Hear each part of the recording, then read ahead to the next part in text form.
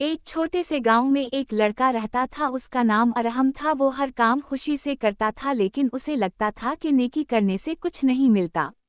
एक दिन वो स्कूल जा रहा था। रास्ते में उसने देखा एक बूढ़ी औरत का थैला जमीन पर गिर गया था। सारी सब्जियां बिखर गईं। अरहम ने जल्दी से दौड़कर सब चीजें उठाएं और उनके थैले में डाल दें।